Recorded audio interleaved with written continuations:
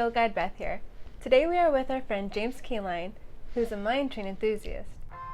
Now, I'm referring to the pre-Big Thunder mine train that ran through Frontierland between 1956 and 1977. Our first stop, Rainbow Ridge. So this is a sign from Rainbow Ridge, part of the mine train through nature's Wonderland. You can still see some parts of Rainbow Ridge as part of Big Thunder today.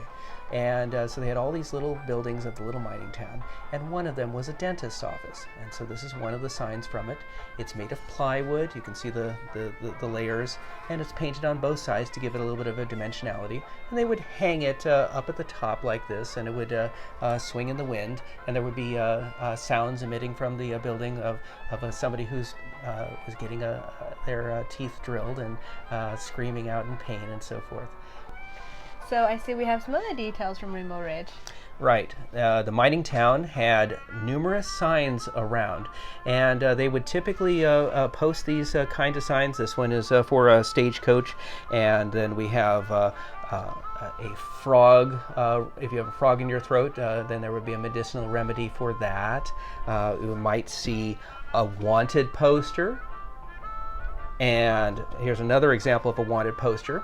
Of course, real vintage wanted posters didn't have photos in them like they do in the movies. It was too hard to make a photograph in the small print shops that were available. But this is the one that was outside of the Opera House, and Lotta the miner's daughter. And similar signs are used in the Rainbow Ridge of Big Thunder. All right, so what can you tell us about this, number 2?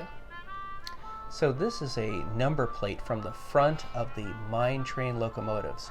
And this was during the mine train through nature's Wonderland era, 1960 to 1977. You can see it on this magazine. This is actually number 2. It was a Kodak magazine saying, how you would take photos inside of an amusement park. In this case, they had Disneyland examples.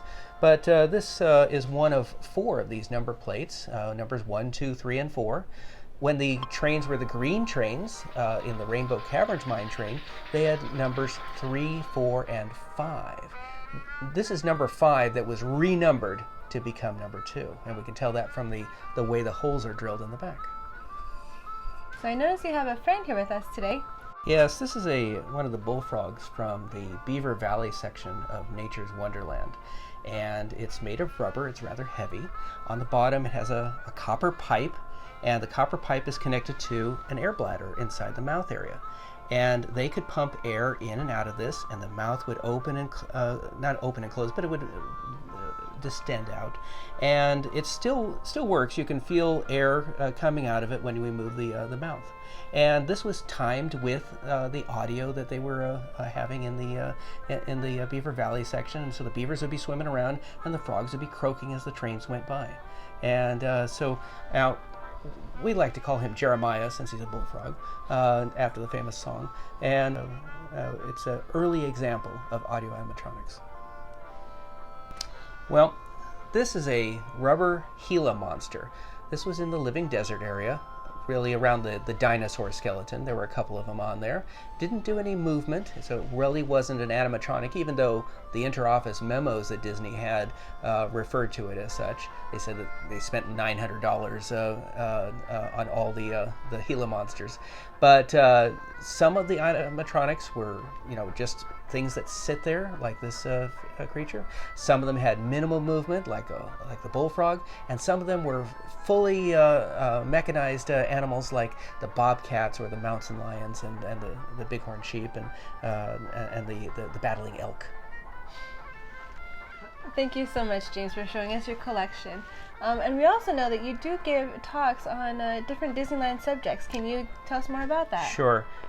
In San Diego, we have an outfit called Oasis, which normally gears to the 50 and up audience. And so we have some 90-minute talks. Sometimes they're at libraries, sometimes they're at Grossmont Center, which is one of the shopping malls here in San Diego.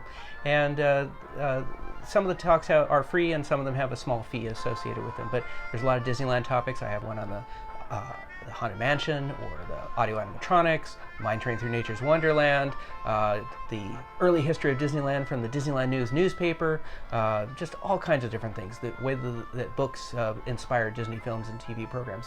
I have given these talks here in San Diego and occasionally in Orange County.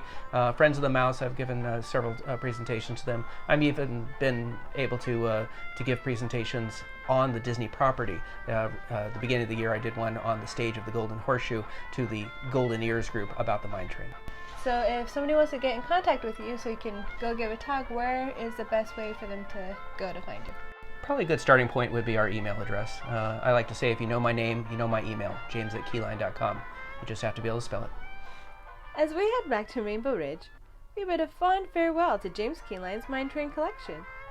Oh, and if you've got a mountain lion sitting next to you, please contact your nearest field guide, because we'd sure love to see it.